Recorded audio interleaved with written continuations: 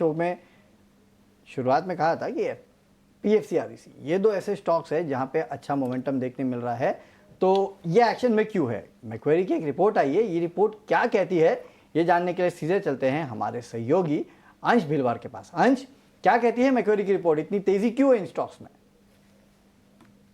तो दोनों ही PFC REC में काफ़ी अच्छी खरीदारी होती हुई दिख रही है, ना सिर्फ आज लेकिन पिछले 4 सेशन का देखेंगे तो लगातार इसमें खरीदारी होती हुई दिख रही है।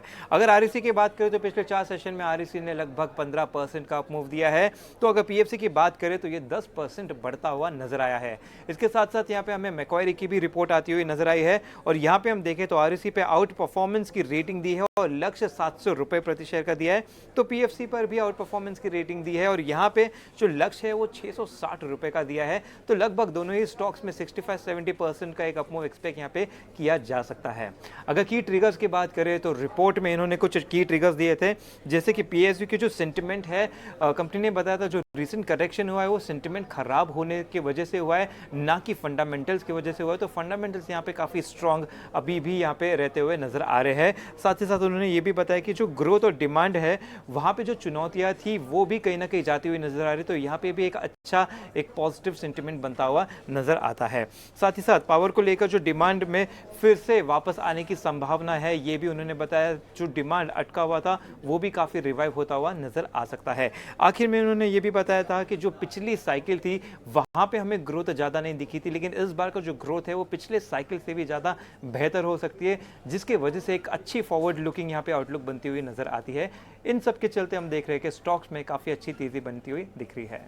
चलिए, शुक्रिया यहाँ पे अंश ये पूरा अपडेट हम तक पहुँचाने के लिए। तो मल्टीपल फैक्टर्स है जिसकी वजह से पीएफसी आरईसी में लगातार तेजी देखने मिले, लगातार रिपोर्ट्स आ रहे हैं और मैक्वेरी की रिपोर्ट भी ये कह रही है कि पीएसयू में दिक्कतें थी, उसके वजह से पीएफसी आरईसी में गिरावट देखने मिली, लेकिन हाँ फंडामेंटल्स इंटैक्ट है और इसके लिए इन स्टॉक्स में अभी भी तेजी आपको देखने मिलेगी।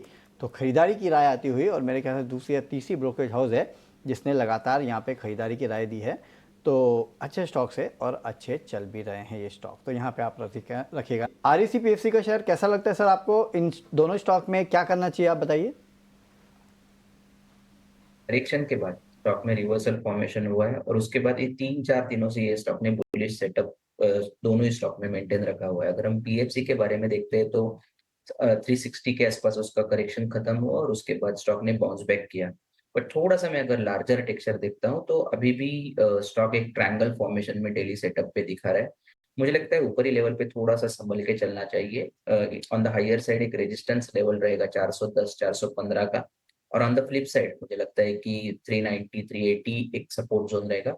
Buying on correction and sell on rallies, I think ये सेटअप ये स्ट्रेटेजी कंपैरेटिवली बेटर लग रही है। अगर हम पीएफसी में देखते हैं तो पीएफसी सॉरी अगर हम आरईसी में देखते हैं तो आरईसी में भी एक वीक में अगर हम देखते हैं तो 15% का अपसाइड हुआ है और अभी एक रेजिस्टेंस जोन के आसपास है।